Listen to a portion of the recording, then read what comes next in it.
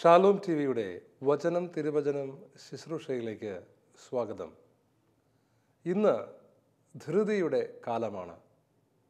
വേഗത്തിലെല്ലാം നടക്കണം എന്ന് നമ്മൾ ആഗ്രഹിക്കുന്ന കാലം. ഫാസ്റ്റ് ഫുഡുകളുടെ കാലം കുറച്ച് നാളുകൾക്ക് മുമ്പായിരുന്നു. എന്നാൽ ഇന്ന് നമ്മൾ എന്തെങ്കിലും കാണുവാൻ ആഗ്രഹിക്കുന്നെങ്കിൽ അതും വളരെ ചുരുക്കി പറഞ്ഞു തരണം എന്ന് മനുഷ്യർ നമ്മളോട് ആവശ്യപ്പെടുന്ന ഒരു ലോകത്താണ് നമ്മൾ ജീവിക്കുന്നത്. നമ്മളുടെ കൈകളിലിരിക്കുന്ന മൊബൈൽ ഫോണുകളിലും നമ്മൾ ഉപയോഗിക്കുന്ന എല്ലാ വസ്തുക്കളിലും എന്തെങ്കിലും നമുക്ക് ആരെങ്കിലും പറഞ്ഞു തരികയോ ചെയ്തു തരികയോ ചെയ്യണമെങ്കിൽ അത് പെട്ടെന്നാകണം. ഒരു ഓഫീസിൽ ചെന്നാൽ അത് പെട്ടെന്നാകണം. പണ്ട് കാലത്ത് മനുഷ്യർക്കുണ്ടായിരുന്ന ഒരു ശാന്തത, ഒരു സൗമ്യത, അല്ലെങ്കിൽ ഒരു അടക്കം, അത് നമുക്ക് കൈമോശം വരികയാണോ, നഷ്ടപ്പെടുകയാണോ? ഒരുപക്ഷേ ഇന്ന് നമ്മൾ വചന സന്ദേശങ്ങൾ തയ്യാറാക്കുമ്പോൾ പോലും നമുക്ക് ലോകത്തിലെ എക്സ്പേർട്ടായിട്ടുള്ള ആളുകൾ പറഞ്ഞു തരുന്നൊരു കാര്യം, വലിയൊരു സന്ദേശം നിങ്ങൾ ഈ ലോകത്തിന് നൽകിയാൽ ആ സന്ദേശം ആരും കേൾക്കുകയില്ല. എന്നാൽ 3 മിനിറ്റ് 2 മിനിറ്റ് വലിയ കാര്യങ്ങൾ ചെറുതാക്കി കൊടുത്താൽ ആളുകളത് നോക്കും. നമ്മളുടെ വാട്സപ്പിലും നമ്മളുടെ യൂട്യൂബിലും നമ്മൾ എന്തെങ്കിലും ഒരു പ്രോഗ്രാം കാണുമ്പോൾ നമ്മൾ ആദ്യം നോക്കുന്നത് എത്ര മിനിറ്റ് ഉണ്ടെന്നുള്ളതാണ്. 3 മിനിറ്റോ 2 മിനിറ്റോ ആണെങ്കിൽ നമ്മൾ കാണും. പ്രിയമുള്ളവരെ, ഒരുപാട് വലിയൊരു വീഡിയോ ആണെന്ന് കണ്ടാൽ നമ്മളത് അവിടെ കളയും. എന്നാൽ അതേസമയം ഈ വാട്സാപ്പിൽ നമ്മൾ 2-3 മണിക്കൂർ ഇരിക്കുകയും ചെയ്യും. അതായത് വ്യർത്ഥമായ കാര്യങ്ങൾക്ക് വേണ്ടി മണിക്കൂറുകൾ ചെലവഴിക്കുവാൻ തയ്യാറാകുന്ന മനുഷ്യൻ നല്ല കാര്യങ്ങൾ പെട്ടെന്ന് വേണം എന്നാഗ്രഹിക്കുന്നൊരു ലോകത്താണ് നമ്മൾ ഇന്ന് ജീവിക്കുന്നത്. ഒരു ചെറുപ്പക്കാരനെ കണ്ടു നോക്കുക. അവനോട് എന്തെങ്കിലും ഒരു കാര്യം മണിക്കൂറുകൾ എടുത്ത് ചെയ്യേണ്ട ഒരു സാഹചര്യം നമ്മൾ പറഞ്ഞാൽ അവനൊരിക്കലും അതിന് തയ്യാറാകത്തില്ല. കാരണം ഇറ്റ്സ് ബോറിങ്. ഇന്ന് വീട്ടമ്മമാരെയും മുതിർന്നവരെയും ഒക്കെ ഇത് ബാധിക്കുകയാണ്. അതുകൊണ്ടാണ് നമ്മുടെ കല്യാണ വീടുകളിൽ നമ്മളെല്ലാം തയ്യാറാക്കി കൊണ്ടുവരുന്നവരെ ക്ഷണിക്കുന്നത്. നമ്മുടെ വീടുകളിൽ സമയമെടുത്ത് നമുക്കൊന്നും ചെയ്യാൻ ഇപ്പോൾ താല്പര്യമില്ല. ഈ ലോകം മുഴുവൻ അങ്ങനെ ആയിക്കൊണ്ടിരിക്കുകയാണ്. എന്നാൽ അതേസമയം മണിക്കൂറുകൾ കമ്പ്യൂട്ടറിൻ്റെ മുൻപിലും വീഡിയോയുടെ മുൻപിലും അതുപോലുള്ള നമുക്ക് വളരെ ഉപകാരം ചെയ്യാത്ത പല കാര്യങ്ങളുടെ മുൻപിലും ആയിരിക്കുവാൻ നമുക്ക് സാധിക്കുന്നുമുണ്ട്. ചാറ്റ് ചെയ്തുകൊണ്ടിരിക്കുകയാണ്. ഒരുപക്ഷെ ചാറ്റ് ചെയ്യുമ്പോൾ വളരെ ചെറിയ ചെറിയ വാക്കുകളിൽ 1-2 പേരോട് ചാറ്റ് ചെയ്യും. പക്ഷെ അങ്ങനെ ചെയ്തുകൊണ്ട് തന്നെ മണിക്കൂറുകൾ നമ്മൾ അവിടെ ഇരിക്കുകയും ചെയ്യും. അപ്പോൾ ഒരു വശത്ത് മണിക്കൂറുകൾ കുത്തിയിരിക്കുവാനുള്ള സന്നദ്ധത, മറുവശത്ത് എല്ലാം പെട്ടെന്നാകണമെന്നുള്ള ആഗ്രഹം. പലപ്പോഴും പെട്ടെന്നാകണമെന്ന് നമ്മൾ ആഗ്രഹിക്കുന്നത് നമുക്ക് യഥാർത്ഥത്തിൽ നന്മ ചെയ്യുന്ന കാര്യങ്ങളെ തന്നെയാണ്. പ്രിയമുള്ളവരെ, ഈ ധൃതി നമ്മളെ എവിടെയാണ് കൊണ്ടെത്തിക്കുവാൻ പോകുന്നത്? നമ്മളുടെ എല്ലാ കാര്യങ്ങളിലും അതിനാവശ്യമായ ഒരു ശാന്തത, അങ്ങനെ ഒരു കാര്യമുണ്ട് എന്ന കാര്യം നമ്മളിന്ന് മറന്നു പോയിക്കൊണ്ടിരിക്കുകയാണ്. ഞാൻ നിങ്ങളുടെ ശ്രദ്ധ ബൈബിളിലേക്ക് ക്ഷണിക്കുകയാണ്. വിശുദ്ധ ഗ്രന്ഥത്തിലും ദൈവത്തിന് ഒരു ശാന്തതയുള്ളത് നമുക്ക് കാണുവാൻ സാധിക്കും. ദൈവം ഒരു ദിവസം കൊണ്ട് 2 ദിവസം കൊണ്ട് പ്രപഞ്ചം സൃഷ്ടിച്ചോ എന്നൊക്കെ ആളുകൾ നമ്മളോട് ചോദിക്കും. അത് വളരെ ഫാസ്റ്റായി പോയല്ലോ എന്നൊക്കെ നമ്മൾ പറയും. എന്നാലും നമുക്കറിയാം, ദൈവം ഒരു ദിവസമെന്ന് ബൈബിളിൽ എഴുതിയിരിക്കുന്നത് സൂര്യൻ അല്ലെങ്കിൽ ഭൂമിയും സൂര്യനും തമ്മിലുള്ള ഈ ബന്ധമൊക്കെ ഉണ്ടാകുന്നതിന് മുൻപാണ്. അപ്പോൾ ദൈവത്തിൻ്റെ ദിവസക്കണക്ക് മനുഷ്യന് മനസ്സിലാകാവുന്ന ഭാഷയിൽ ദൈവം നൽകിയതാണ്. എങ്കിലും ഇന്ന് നമ്മുടെ അറിവ് കൊണ്ട് നമ്മൾ മനസ്സിലാക്കുന്നു. ആ അറിവ് പൂർണ്ണമായും ശരിയാകണമെന്ന് ഒരു നിർബന്ധവുമില്ലെങ്കിലും ഇന്നത്തെ മനുഷ്യൻ്റെ അറിവനുസരിച്ച് അനേക വർഷങ്ങൾ കൊണ്ടാണ് ദൈവം ഈ പ്രപഞ്ചത്തെ സൃഷ്ടിച്ചത്. അതിൽ തന്നെ അനേക കോടി വർഷങ്ങൾക്ക് ശേഷമാണ് തൻ്റെ ഏറ്റവും ഉത്തമ സൃഷ്ടിയായ മനുഷ്യനെ രൂപപ്പെടുത്താൻ ദൈവം തയ്യാറായത്. അപ്പോൾ ദൈവം തൻ്റെ പ്രവൃത്തികളിൽ ഒരു വലിയ സാവകാശം കാണിക്കുന്നുണ്ട്. അതായത് ഈ ലോകത്തിലെ ഏറ്റവും ശ്രേഷ്ഠമായ ഏത് പ്രവർത്തനങ്ങൾക്കും ഒരു സാവകാശം ആവശ്യമുണ്ട്. നിങ്ങൾ 8ാം ക്ലാസ്സിൽ പഠിക്കുമ്പോൾ എന്നെ ഡോക്ടറാക്കിക്കൊള്ളുക എന്ന് പറഞ്ഞാൽ ലോകത്തിൽ ആരും നിങ്ങളെ ഡോക്ടറാക്കുകയില്ല. അതിനൊരു സാവകാശം ആവശ്യമുണ്ട്. നിങ്ങൾ 9ാം ക്ലാസ്സിൽ പഠിക്കണം, 10ാം ക്ലാസ്സിൽ പഠിക്കണം, 11ാം ക്ലാസ്സിൽ പഠിക്കണം, 12ൽ പഠിക്കണം, അവിടെ പരീക്ഷ എഴുതണം, അത് ജയിക്കണം. വീണ്ടും നിങ്ങൾ 5-6 വർഷം മെഡിക്കൽ കോളേജിൽ പഠിക്കണം, അതിനുശേഷം സ്പെഷ്യലൈസ് ചെയ്യാൻ വർഷങ്ങൾ പഠിക്കണം. ഇത് ഈ ലോകത്തിൽ തന്നെ നമ്മൾ കാണുന്നൊരു നിയമമാണ്. ചില കാര്യങ്ങൾ വളരെ മനോഹരമാണെങ്കിൽ, അതിന് ശ്രേഷ്ഠത കൂടുമെങ്കിൽ അതിന് കാലതാമസമെടുക്കും. അപ്പോൾ ഈ മനോഹരമായൊരു കാലതാമസം വിജയത്തിൻ്റെ അടയാളമാണ്. ഈ കാലതാമസത്തിന് വേണ്ടി നമ്മളെ തന്നെ തയ്യാറാക്കുവാൻ നമ്മൾ തയ്യാറാകുന്നില്ല, അല്ലെങ്കിൽ നമ്മളെ തന്നെ സന്നദ്ധരാക്കുവാൻ നമ്മൾ തയ്യാറാകുന്നില്ലെന്നതാണ് ഈ ലോകത്തിലെ ഏറ്റവും വലിയ സങ്കടകരമായ വസ്തുത. ഞാനീ പറയുമ്പോൾ ബൈബിളിൽ നിങ്ങൾക്ക് ചില ദൃഷ്ടാന്തങ്ങൾ കാണാം. ധൃതി പലപ്പോഴും പിശാചിൻ്റെ ഒരു പ്രേരണയാണ്. പ്രിയമുള്ളവരെ, ആദ്യ മാതാപിതാക്കൾ തൊട്ട് നമ്മൾ കാണുന്നുണ്ട് ഈ ധൃതി. എന്നാൽ നമുക്ക് അബ്രഹാമിൻ്റെ കാര്യത്തിൽ എടുത്തു നോക്കാം. അബ്രഹാമിൻ്റെ ജീവിതത്തിൽ അബ്രഹാമിനോട് ദൈവം പറഞ്ഞു, നിനക്ക് ഞാൻ സന്താനത്തെ തരും, നിനക്ക് ഞാനൊരു സന്തതിയെ തരും. എന്നാൽ അബ്രഹാമും സാറായും കൂടെ ഇങ്ങനെ സംസാരിച്ചു കൊണ്ടിരിക്കുമ്പോൾ ദൈവം പറയുന്നൊരു കാലഘട്ടത്തിന് വേണ്ടി കാത്തിരിക്കുവാനുള്ള ക്ഷമ അദ്ദേഹത്തിൻ്റെ ഭാര്യയ്ക്ക് ഉണ്ടാകുന്നില്ല. അവർ അദ്ദേഹത്തെ ധൃതി കൂട്ടുകയാണ്. നമുക്ക് എത്രയും പെട്ടെന്ന് മക്കളെ വേണ്ടേ, നമുക്ക് എത്രയും പെട്ടെന്ന് കാര്യങ്ങൾ നടക്കണ്ടേ. അതുകൊണ്ട് പിശാച് പറഞ്ഞു കൊടുത്ത ഒരു മാർഗമാവണം ഒരുപക്ഷെ ദൈവത്തെ അട്ടിമറിക്കുവാനുള്ള ഒരു വലിയ ഉപദേശമാണ് അവിടെ സംഭവിച്ചത്. അതായത് ദൈവം ആഗ്രഹിക്കുന്ന, ദൈവത്തിന് എല്ലാം കഴിയുമെന്നറിയാവുന്നവരെ കൊണ്ട് മറ്റു കുതന്ത്രങ്ങൾ അല്ലെങ്കിൽ ദുർമാർഗങ്ങൾ അവലംബിക്കുവാൻ, അതായത് ദൈവത്തിൻ്റെ അനുഗ്രഹം വേഗത്തിലാക്കുവാൻ വേണ്ടി കള്ളത്തരം ചെയ്യുവാൻ ഇതാ പിശാച് സംസാരിക്കുകയാണ്. പ്രിയമുള്ളവരെ, സാറായുടെ ശബ്ദം കേട്ട് അബ്രഹാം ചെയ്തു പോയ ഒരബദ്ധമാണോ ഇസ്മയേൽ? കാത്തിരുന്നെങ്കിൽ ഇസഹാക്ക് അവൻ വരേണ്ട സമയത്ത് കൃത്യമായി വരുമായിരുന്നില്ലേ? എന്നാൽ പിന്നീട് അതിൽ നിന്ന് അബ്രഹാമിനുണ്ടായ വേദനകൾ എന്തൊക്കെയാണ്? കർത്താവ് പറഞ്ഞില്ലേ, നിന്റെ ഭാര്യയിൽ തന്നെ ഞാൻ നിനക്ക് കുഞ്ഞിനെ തരും. അബ്രഹാം പറഞ്ഞു, ഇസ്മയേൽ ജീവനോടെ ഇരുന്നാൽ മതി, എനിക്ക് അത്രയും മതി ഇപ്പോൾ. അപ്പോൾ കർത്താവ് പറഞ്ഞു, അല്ല, ഞാൻ നിങ്ങൾക്കാണ് വാക്ക് തന്നത്, നിങ്ങൾക്ക് കുഞ്ഞിന് ലഭിക്കും, നീ എന്തിനാണ് ഇങ്ങനെ ചിന്തിക്കുന്നത് എന്ന് കർത്താവ് ചോദിക്കുന്നത് നമുക്ക് മനസ്സിലാവുകയാണ്. പ്രിയമുള്ളവരെ, വീണ്ടും നമ്മൾ മറ്റൊരു സ്ത്രീയിൽ ധൃതി കാണുന്നുണ്ട്. അതായത് നമ്മളുടെ യാക്കോബിൻ്റെ അമ്മയായ റെബേക്ക. റെബേക്കയുടെ ജീവിതത്തിൽ ഉൽപ്പത്തി പുസ്തകം 25-ാം അധ്യായം 23-ാം വാക്യത്തിൽ നമ്മൾ കാണുകയാണ്, മൂത്തവൻ ഇളയവന് ദാസ്യവൃത്തി ചെയ്യുമെന്ന് ദൈവം റെബേക്കയോട് പറയുകയാണ്. ഈ ദൈവികമായ ഒരു ശബ്ദം റെബേക്ക കേൾക്കുമ്പോൾ, ആ പ്രവചനം റെബേക്ക അറിയുമ്പോൾ, പിന്നീട് റെബേക്ക അതിനുവേണ്ടി ഒന്നും ചെയ്യേണ്ട കാര്യമില്ല, കാത്തിരുന്നാൽ മതി, കാത്തിരുന്നാൽ മാത്രം മതി. എന്നാൽ അവസാന നിമിഷത്തിൽ റെബേക്ക ഒരു കള്ളത്തരം കാണിക്കാൻ ശ്രമിക്കുകയാണ്.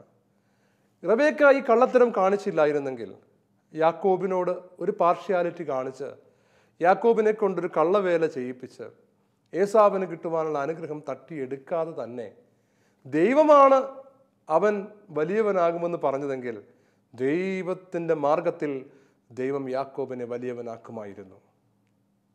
പ്രിയമുള്ളവരെ, അബ്രഹാമിന് ജനിച്ച ആദ്യത്തെ സന്തതിയല്ല, ദൈവം വാഗ്ദാനം ചെയ്ത സന്തതിയിലൂടെയാണ് ദൈവം പറഞ്ഞ വാക്ക് ദൈവം നിറവേറ്റിയതെന്ന് നിങ്ങൾ ഓർമ്മിക്കണം. അതുപോലെ തന്നെയാണ് ദൈവം ഒരു വാക്ക് പറഞ്ഞാൽ ആ വാക്ക് പറഞ്ഞവനിലൂടെയാണ് ദൈവം തൻ്റെ വാഗ്ദാനം നിറവേറ്റുവാൻ പോകുന്നത്. റെബേക്കയ്ക്ക് അത് വിശ്വസിക്കാൻ പറ്റിയില്ല. റെബേക്ക വിചാരിച്ചത്, ഇത് നടക്കണമെങ്കിൽ ഞാൻ സ്പീഡിൽ പ്രവർത്തിക്കണം, ധൃതിയിൽ ചെയ്യണം, ദൈവത്തിൻ്റെ സ്പീഡ് പോരാ എന്ന് വിചാരിച്ചുകൊണ്ട് റെബേക്കയുടേതായിട്ടുള്ളൊരു മാർഗം പരിശ്രമിക്കുന്നത് നമ്മൾ കാണുകയാണ്. വീണ്ടും നമുക്ക് കാണാം, പക്ഷേ ജോസഫിൻ്റെ ജീവിതത്തിലും അത് ആ കുഞ്ഞിൻ്റെ ഒരു അവിവേകം എന്ന് കരുതിയാൽ മതി. എങ്കിലും ദൈവം കൊടുത്തൊരു ദർശനം അത് അദ്ദേഹം പറയേണ്ടതിനേക്കാൾ വേഗത്തിൽ ആളുകളോടൊക്കെ പറഞ്ഞതുകൊണ്ട് ഒരല്പം അദ്ദേഹത്തിന് സഹിക്കേണ്ടി വന്നിട്ടുണ്ട്. എന്നാലും ദൈവം അതിനെ നന്മയ്ക്കായി മാറ്റുന്നു. പക്ഷെ അതിനേക്കാളും വലിയൊരു ഉദാഹരണം നമ്മൾ കാണുന്നത് മോശയുടെ ജീവിതത്തിലാണ്. മോശയുടെ ജീവിതത്തിൽ മോശ ഇസ്രായേൽ ജനത്തിൻ്റെ നേതാവാകുവാൻ ദൈവം വിളിച്ചവരാണെന്നുള്ള തീക്ഷ്ണത, സീൽ മോശയുടെ ഉള്ളിലുണ്ട്. അതുകൊണ്ട് മോശ എന്താണ് ചെയ്യുന്നത്? മോശ ആ തീക്ഷ്ണത കാരണം കത്തി ജ്വലിച്ചുകൊണ്ട് ഈജിപ്തുകാരനെ അടിച്ചു കൊല്ലുന്നൊരു കാഴ്ചയാണ്. എങ്ങനെയെങ്കിലും തൻ്റെ ജനത്തെ രക്ഷിക്കാൻ, തൻ്റെ മുൻപിൽ കിട്ടുന്ന മാർഗം ഉപയോഗിക്കുവാൻ വേണ്ടി മോശ ധൃതി കാണിക്കുകയാണ്. എന്നാൽ മോശയ്ക്ക് അവിടെ നിന്ന് ഒളിച്ചോടേണ്ടി വന്നു. തൻ്റെ ധൃതി അവസാനിപ്പിച്ച് വർഷങ്ങൾ ശാന്തമായി തനിക്ക് ചെയ്യാൻ പറ്റുന്നതൊന്നും ചെയ്യാൻ പറ്റാതെ ഒരു ദേശത്തിരുന്ന് ശാന്തത അഭ്യസിച്ചതിന് ശേഷമാണ് മോശയെ ദൈവം നേതൃത്വത്തിലേക്ക് വിളിക്കുന്നത്. അതിനുശേഷം നമ്മൾ കാണുന്നത് ദൈവം മോശയെക്കുറിച്ച് പറയുന്നത് ഈ ലോകത്തിലെ ഏറ്റവും സൗമ്യതയുള്ള ശാന്തനായ മനുഷ്യനായിരുന്നു മോശ എന്നാണ്. പ്രിയമുള്ളവരെ, തൻ്റെ ധൃതിയെല്ലാം മാറ്റുവാനുള്ള ദൈവത്തിൻ്റെ ഒരു പരിശീലനത്തിലൂടെ മോശ കടന്നു പോകേണ്ടി വരുന്നത് നമ്മൾ കാണുന്നു. ഇതാ യേശുവിൻ്റെ ജീവിതത്തിൽ പോലും പിശാച് ഈ ധൃതി യേശുവിനുണ്ടാകുവാൻ വേണ്ടി പരിശ്രമിപ്പിക്കുന്നുണ്ട്. പലയിടങ്ങളിൽ നമുക്കത് കാണാൻ സാധിക്കും. ഒന്നാമത്തത്, പിശാച് യേശുവിൻ്റെ അടുക്കൽ വന്നിട്ട് പറയുകയാണ്, നീ കല്ലുകളെ അപ്പമാക്കി മാറ്റുക. അതായത് മരുഭൂമിയിൽ മോശ മന്ന പൊഴിച്ചതുപോലെ മോശയെപ്പോലെ ഈ ക്രിസ്തു കടന്നു വരുന്ന സമയത്ത് മോശ ചെയ്തതുപോലെ അപ്പത്തിൻ്റെ അത്ഭുതം യേശു ചെയ്യാനിരിക്കുന്നു എന്ന് പിശാചിനറിയാം. അതുകൊണ്ട് പിശാച് യേശുവിനെ കൊണ്ട് സ്വാർത്ഥതയോടുകൂടി തനിക്ക് വേണ്ടി തന്നെ അപ്പമുണ്ടാക്കുവാനായിട്ട്, ആ അത്ഭുതം പ്രവർത്തിപ്പിക്കുവാനായിട്ട്, മോശയെപ്പോലെ അത്ഭുതങ്ങളും അടയാളങ്ങളും മരുഭൂമിയിൽ വെച്ച് ചെയ്യുവാൻ വേണ്ടി ആ മരുഭൂമിയിൽ ഈ കല്ലിനെ അപ്പമാക്കാൻ പിശാച് പരിശ്രമിക്കുകയാണ്. യേശുവിനെ ധൃതി പിടിപ്പിക്കുകയാണ്. എന്നാൽ യേശു അവിടെ ശാന്തമായി നിൽക്കുന്നു. പ്രിയമുള്ളവരെ, ഇതാ ഈ ലോകത്തെ മുഴുവൻ അവന് തിരിച്ചു കിട്ടുവാൻ വേണ്ടി പിശാച് കുറുക്ക് വഴി പറഞ്ഞു കൊടുക്കുകയാണ്. പിശാച് പറയാണ്, നീ എൻ്റെ വഴിക്കൊന്ന് വാ, നീ ഒന്ന് ചെറുതായിട്ട് ഒന്ന് കുമ്പിട്ടാൽ മതി, ഞാൻ നിനക്ക് ഈ ലോകം മുഴുവൻ തരാം. ഒരു കുറുക്ക് വഴി, ധൃതി പിടിപ്പിക്കുന്ന ഒരു രീതി. യേശുവിൻ്റെ അടുക്കൽ പിശാച് പറയുകയാണ്, നീ ഇതൊന്ന് ചെയ്താൽ ഞാൻ വിട്ടുതരും, എൻ്റെ അടുത്തു നിന്നല്ലേ നിനക്ക് ഈ ലോകത്തെ മാറ്റിയെടുക്കേണ്ടത്, ഞാൻ വിട്ടുതരാം, ഈ കുറുക്ക് വഴി ചെയ്താൽ മതി. എന്നാൽ യേശു തയ്യാറാകുന്നില്ല. യേശു അവൻ കാണിച്ചു കൊടുക്കുന്ന ധൃതിയുടെ മാർഗം, എളുപ്പത്തിൻ്റെ മാർഗം, തിടുക്കത്തിൻ്റെ മാർഗം സ്വീകരിക്കാൻ തയ്യാറാകുന്നില്ല. വീണ്ടും പറയുകയാണ്, ഈ ഇസ്രായേൽ ജനം നിന്നെ ഒരു നേതാവായിട്ട് കാണണമെന്നുണ്ടെങ്കിൽ ഇന്നേ വരെ ഗോപുരങ്ങളുടെയും ദേവാലയത്തിൻ്റെയും ഒക്കെ മുകളിൽ നിന്ന് വീഴുന്നവർ മരിച്ചു പോയിട്ടേ ഉള്ളൂ. അതുകൊണ്ട് നീ ഈ ദേവാലയത്തിൻ്റെ മുകളിൽ ചെന്നിട്ട് ഒരു വലിയ സൂപ്പർമാനെ പോലെ ചാടി താഴെ വരുന്നത് ഈ ലോകത്തിലുള്ളവർ കാണും. അന്നേരം മാലാഖമാർ നിൻ്റെ കാലുകളെ താങ്ങുന്നത് ഈ ലോകത്തിലുള്ള മനുഷ്യർ കാണും. അപ്പോൾ അവർ നിന്നെ രാജാവായി, വലിയ നേതാവായി അംഗീകരിക്കും. ഇത് കേട്ടിട്ടും യേശു ആ ധൃതിയുടെ തിടുക്കത്തിൻ്റെ മാർഗത്തെ അവലംബിക്കുന്നില്ല. അവൻ ശാന്തമായി പിതാവ് പറഞ്ഞു കൊടുത്ത വേദന നിറഞ്ഞ ശാന്തതയുള്ള സഹനമുള്ളൊരു മാർഗം തിരഞ്ഞെടുക്കുകയാണ്. അതായിരുന്നു യേശു നമുക്ക് കാണിച്ചു തന്ന വിവേകം. പ്രിയമുള്ളവരെ, വിലാപങ്ങളുടെ പുസ്തകം 3-ാം അധ്യായം 26-ാം വാക്യത്തിൽ ഇങ്ങനെ പറയുകയാണ്, കർത്താവിൻ്റെ രക്ഷയെ ശാന്തമായി കാത്തിരിക്കുന്നത് ഉത്തമം. കർത്താവിൻ്റെ രക്ഷയെ ശാന്തമായി കാത്തിരിക്കുന്നത് ഉത്തമം.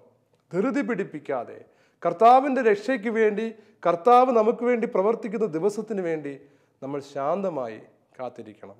ഞാൻ ഓർമ്മിക്കുകയാണ്, ഞാൻ വളരെ ചെറുപ്പത്തിൽ കോളേജിൽ പഠിക്കുന്ന സമയത്താണ് കർത്താവിനെ അറിയുന്നത്. അന്ന് മുതലുള്ള എൻ്റെ ഒരു ആഗ്രഹമാണ് കർത്താവിന് വേണ്ടി വചനം പ്രസംഗിക്കണം. ഞാൻ സ്കൂളിൽ പഠിക്കുമ്പോഴൊക്കെ പ്രസംഗിക്കുമായിരുന്നു. അപ്പോൾ അതുകൊണ്ട് എനിക്ക് ഭയങ്കര ആഗ്രഹമാണ് കർത്താവിന് വേണ്ടി വചനം പ്രസംഗിക്കണം. എന്നാൽ കർത്താവ് എനിക്ക് എല്ലായ്പ്പോഴും അതിനുള്ള അവസരം നിഷേധിക്കുന്നത് പോലെ എനിക്ക് തോന്നി. പലപ്പോഴും കർത്താവ് എന്നെ തൻ്റെ ശുശ്രൂഷകൾക്ക് വേണ്ടി വിളിക്കുമ്പോൾ ചായ കൊടുക്കുക, മേശ കസേര പിടിച്ചിടുക, അതുപോലുള്ള ഉത്തരവാദിത്തങ്ങൾ ഏൽപ്പിക്കുന്നതല്ലാതെ കർത്താവ് അനുവദിച്ചു തന്ന ഒരു പ്രസംഗപീഠം എനിക്ക് വർഷങ്ങളോളം കിട്ടിയില്ല. ഞങ്ങളുടെ ഇടവകയിലെ കുറച്ച് അമ്മച്ചിമാരുടെ പ്രാർത്ഥനാ ഗ്രൂപ്പിൽ പോയിരുന്ന് അവരുടെ കൂടെ ഇരുന്ന് പ്രാർത്ഥിക്കുമ്പോൾ എന്തെങ്കിലുമൊക്കെ അവരെ ഉത്തേജിപ്പിക്കുവാനായി പറയുക എന്നുള്ളതല്ലാതെ ഒരു പ്രസംഗപീഠമോ ഒരു വേദിയോ വർഷങ്ങളോളം കർത്താവ് അനുവദിച്ചു തന്നതായി എൻ്റെ അടുക്കൽ വന്നില്ല. ഞാൻ തീക്ഷ്ണതയോടെ ജ്വലിച്ചു നോക്കിയിട്ടുണ്ട്. ഞാൻ ആ സമയത്തൊക്കെ പക്ഷേ നിരാശനാകാതെ പഠിക്കുവാൻ തയ്യാറായി, വചനം പഠിക്കുവാനും കാത്തിരിക്കുവാനും തയ്യാറായി. ആഗ്രഹവും വേഗതയും കൂടിയെങ്കിലും അതിനുവേണ്ടി പലതും ചെയ്യാൻ നോക്കിയെങ്കിലും അതെല്ലാം കർത്താവ് തടയുന്നത് കണ്ടെങ്കിലും കർത്താവിനോടൊരു സ്നേഹമുണ്ടായത് കാരണം എന്തുകൊണ്ടോ ആ ധൃതിയിൽപ്പെട്ടിട്ട് ഞാൻ തകർന്നു കളയുവാൻ സ്വയം തയ്യാറായില്ല. എന്നാൽ കാത്തിരുന്ന് കഴിഞ്ഞപ്പോൾ ഞാൻ ഓർക്കുകയാണ്, നാളുകൾക്ക് ശേഷം കർത്താവ് എന്നെ അവൻ്റെ വചനപ്രഘോഷണ മേഖലകളിലേക്ക് ഞാനൊട്ടും പരിശ്രമിക്കാതെ തന്നെ പടിപടിയായി ഇപ്പോൾ ഞാൻ ഏത് ശുശ്രൂഷ ചെയ്യുന്നുണ്ടെങ്കിലും ഒരിക്കൽ പോലും ആ ശുശ്രൂഷ ചെയ്യുവാൻ വേണ്ടി ഞാൻ ആഗ്രഹിക്കുകയോ പരിശ്രമിക്കുകയോ ചെയ്യാറില്ല. കാരണം ശുശ്രൂഷകൾ ചെയ്യുന്നതിൻ്റെ ഫാൻസി, അതിൻ്റെ ഗ്ലോറി, അത് എന്നിൽ നിന്ന് വിട്ടുപോകുന്നത് വരെ കർത്താവ്, അതിൻ്റെ ആകർഷണീയത എന്നിൽ നിന്ന് വിട്ടുപോകുന്നത് വരെ കർത്താവ് എന്നെ പാഠങ്ങൾ പഠിപ്പിക്കുകയായിരുന്നു. പ്രിയമുള്ളവരെ, ഇത് എനിക്ക് മനസ്സിലാകുമ്പോൾ എല്ലാവരെയും നമുക്ക് പറഞ്ഞ് മനസ്സിലാക്കി കൊടുക്കുവാൻ പറ്റുന്നൊരു കാര്യം, നമ്മൾ ഉദ്ദേശിക്കുന്ന ആ പ്രത്യേക അവസ്ഥയുടെ മഹത്വമായിരിക്കരുത് അതിലേക്ക് എത്തുവാനായിട്ടുള്ള നമ്മളുടെ യഥാർത്ഥത്തിലുള്ള തീക്ഷ്ണതയുടെ കാരണം. പകരം അത് ദൈവത്തിൻ്റെ ഇഷ്ടമാണെങ്കിൽ ദൈവത്തിൻ്റെ മാർഗത്തിലൂടെ ശാന്തമായി അവിടെ എത്തുമ്പോൾ ദൈവം അതിനായി വഴിയൊരുക്കിക്കൊള്ളും. ദൈവം അറിയുന്നെങ്കിൽ മാത്രം എനിക്കത് ചെയ്താൽ മതി, ദൈവഹിതമെങ്കിൽ മാത്രം എനിക്കത് ചെയ്താൽ മതി, ദൈവഹിതമാണെങ്കിൽ ഞാനത് ചെയ്തിരിക്കും എന്ന് പറയുന്ന സമർപ്പണമായിരിക്കണം നമ്മളെ ഒരു പ്രവൃത്തി ചെയ്യുവാനായിട്ട് നമുക്ക് തീക്ഷ്ണത നൽകേണ്ട ഒരു ഘടകം. പ്രിയമുള്ളവരെ, ആ യഥാർത്ഥ സമർപ്പണ ബോധത്തിലേക്ക്, ദൈവത്തോടുള്ള അനുസരണത്തിലേക്ക് നമ്മൾ കടന്നു വരുന്നത് വരെ ഒരുപക്ഷെ ദൈവം പലപ്പോഴും നമുക്ക് വേണ്ടി പ്രവർത്തിക്കാതിരിക്കുന്നത് നമുക്ക് കാണുവാനായിട്ട് സാധിക്കും. അങ്ങനെ നമ്മളുടെ ജീവിതത്തിൽ ഇപ്പോൾ അനുഭവിച്ചു കൊണ്ടിരിക്കുന്ന ആ ഭയങ്കരമായ തീക്ഷ്ണതയുണ്ടല്ലോ, ആ തീക്ഷ്ണത ഒന്ന് ശാന്തമാക്കിയിട്ട് അതിനുവേണ്ടിയുള്ള അധ്വാനം നിർത്താതിരിക്കുക. നിങ്ങൾക്ക് സമ്പന്നരാകാൻ ആഗ്രഹമുണ്ടായിരിക്കും, അല്ലേ? സമ്പന്നരാവുക നല്ലത് തന്നെയാണ്. പക്ഷേ എത്രമാത്രം സമ്പത്ത് നിങ്ങൾക്ക് ദൈവം നൽകാനിടയുണ്ട് എന്ന് നിങ്ങൾക്ക് അറിയാമോ? എത്രമാത്രം ആൾബലം അഥവാ അംഗീകാരം നിങ്ങൾക്ക് നൽകാനിടയുണ്ട് എന്നറിയാമോ? എനിക്കാണെങ്കിലും നമുക്ക് ഓരോരുത്തർക്കും ദൈവം നൽകുവാൻ പോകുന്ന സമ്പത്ത് എത്രയാണെന്ന് ഞാൻ പറയാം. നമ്മളുടെ വിളി എന്താണോ ആ വിളി അഥവാ കർത്തവ്യം അനുഷ്ഠിക്കാൻ ആവശ്യമായ സമ്പത്ത് ദൈവം നമുക്ക് തന്നിരിക്കും. നമ്മളുടെ വിളി എന്താണോ ആ വിളി നിർവഹിക്കാൻ ആവശ്യമായ മാന്യത ദൈവം നമുക്ക് നൽകിയിരിക്കും. ആ വിളി നിർവഹിക്കാൻ ആവശ്യമായ പ്രശസ്തി ദൈവം നമുക്ക് നൽകിയിരിക്കും. ഇതൊന്നും നമുക്ക് പ്രശസ്തിയോ മഹത്വമോ ഉണ്ടാകുവാൻ വേണ്ടിയിട്ടല്ല, ഇതൊന്നും നമ്മളെ സമ്പന്നരാക്കുവാൻ വേണ്ടിയിട്ടല്ല. ദൈവത്തിൻ്റെ ഒരു കർത്തവ്യം നിർവഹിക്കുന്നതിനാവശ്യമായ ഉപകരണമായിട്ടാണ് ഇത് നമ്മളിലേക്ക് കടന്നു വരുന്നത്. അതുകൊണ്ട് നിങ്ങൾക്ക് യഥാർത്ഥത്തിൽ സമ്പന്നരാകണമെന്ന് ആഗ്രഹമുണ്ടെങ്കിൽ നിങ്ങൾ ദൈവസന്നിധിയിൽ പറയേണ്ടത്, ദൈവമേ, അങ്ങ് എനിക്കായി പറഞ്ഞിരിക്കുന്ന സമ്പത്ത് എൻ്റെ അടുക്കൽ വരണമെന്ന് ഞാൻ ആഗ്രഹിക്കുകയാണ്. എന്നെ അങ്ങ് വിളിച്ചിരിക്കുകയാണ്. ഉദാഹരണം പറഞ്ഞാൽ, നിങ്ങൾക്കൊരു വലിയ ശുശ്രൂഷ ദൈവം നൽകിയിരിക്കുകയാണ്. നിങ്ങൾ അനേകം രോഗികളെ സുഖപ്പെടുത്തുന്ന ഒരു ശുശ്രൂഷ, അത് മരുന്ന് കൊണ്ടാണെന്ന് വിചാരിക്കുക. തീർച്ചയായിട്ടും അപ്പോൾ നിങ്ങൾ എന്തായിത്തീരും? നിങ്ങൾ ഡോക്ടറായിത്തീരും. അതുകൊണ്ട് നിങ്ങൾ സീറ്റുകൾ അഥവാ നിങ്ങൾ ഒരു മെഡിക്കൽ സീറ്റിന് വേണ്ടി കുതന്ത്രങ്ങൾ ചെയ്യേണ്ട കാര്യമില്ല, കൈക്കൂലി കൊടുക്കേണ്ട കാര്യമില്ല. പിന്നെ നിങ്ങൾ എന്താണ് യഥാർത്ഥത്തിൽ ചെയ്യേണ്ടത്? നിങ്ങൾ ശാന്തമായിരുന്ന് പഠിച്ചാൽ മതി. ആ വിളി നിങ്ങൾക്കുണ്ടെങ്കിൽ ദൈവം തീർച്ചയായും നിങ്ങൾക്കത് നൽകിയിരിക്കും. ഞാൻ പറഞ്ഞത് യഥാർത്ഥത്തിൽ അനുവദിക്കപ്പെട്ടിരിക്കുന്ന ഒരു ഫീസിൻ്റെ കാര്യമല്ല, ഞാൻ പറഞ്ഞത് കുതന്ത്രങ്ങൾ. ഒരു ഉദാഹരണം മാത്രം ഞാൻ പറഞ്ഞതാണ്. നിങ്ങൾക്കൊരു ജോലി ദൈവം നൽകണമെന്ന് ആഗ്രഹിക്കുന്നെങ്കിൽ അതിന് നിങ്ങൾ ഒരു ദുർമാർഗം, ഒരു കൈക്കൂലിയുടെ മാർഗം ഉപയോഗിക്കേണ്ട കാര്യമില്ല. ആ ജോലി നിങ്ങളുടെ വിളിയാണെങ്കിൽ തീർച്ചയായിട്ടും ദൈവം നിങ്ങൾക്ക് ആ ജോലി നൽകിയിരിക്കും. നിങ്ങൾ ചെയ്യേണ്ട പ്രവൃത്തി ചെയ്തുകൊണ്ടിരുന്നാൽ ആ ജോലി നിങ്ങളുടെ അടുക്കൽ വന്നിരിക്കും. ഇത് നിങ്ങൾ മനസ്സിലാക്കണം. നമ്മളിത് മനസ്സിലാക്കുന്നില്ലെങ്കിൽ നമ്മളുടെ ജീവിതത്തിൽ ദൈവം ആഗ്രഹിക്കാത്ത പല സ്ഥലത്തേക്കും നമ്മൾ കടന്നു ചെല്ലും. ഇനി നമ്മൾ കൈക്കൂലി കൊടുത്താലും കൊടുത്തില്ലെങ്കിലും നമുക്ക് ആ ജോലി കിട്ടും. എന്നാൽ പിശാച് ഒരല്പം മുമ്പേ വന്ന് നമ്മളുടെ അടുത്ത് പറയും, ഈ ജോലി നിനക്ക് കൈക്കൂലി കൊടുക്കാതെ കിട്ടില്ല. അവിടെയാണ് നമ്മളുടെ ഏറ്റവും വലിയ പ്രശ്നം. എൻ്റെ പ്രിയ സഹോദരങ്ങളെ, എനിക്ക് തിരുവനന്തപുരത്തുള്ള ഒരു സഹോദരനെ അറിയാം. വലിയ പ്രാർത്ഥിക്കുന്ന, വലിയ സാക്ഷിയായ ഒരു മനുഷ്യനാണ്. അദ്ദേഹം സ്ഥലം വാങ്ങുവാൻ വേണ്ടി പരിശ്രമിച്ചു. അദ്ദേഹം പറഞ്ഞു, യാതൊരു തരത്തിലുള്ള കള്ളത്തരവും കാണിക്കാത്ത ഒരു ഡോക്യുമെൻറ്റേഷൻ എനിക്ക് വേണം, എന്നാൽ മാത്രമേ ഞാൻ സ്ഥലം വാങ്ങുകയുള്ളൂ. പ്രിയമുള്ളവരെ, ഈ സ്നേഹിതൻ വർഷങ്ങളോളം അദ്ദേഹത്തിന് അന്വേഷിച്ചിട്ട് സ്ഥലം കിട്ടിയില്ല. ഒരിക്കൽ പോലും കൈക്കൂലി കൊടുക്കാത്തൊരു മനുഷ്യനാണ്.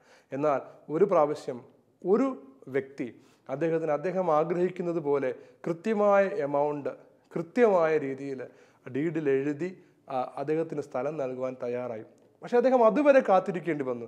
എനിക്കൊരു കാര്യം അറിയാം, ആ സ്ഥലമാണ് അദ്ദേഹത്തിന് ദൈവം നിശ്ചയിച്ചു കൊടുത്ത സ്ഥലം. അത് അദ്ദേഹത്തിന് അനുഗ്രഹ കാരണമാകും. അദ്ദേഹത്തിൻ്റെ കുടുംബം അവിടെ ജീവിക്കുമ്പോൾ അവിടെ അനുഗ്രഹത്തിന് കാരണമാകും.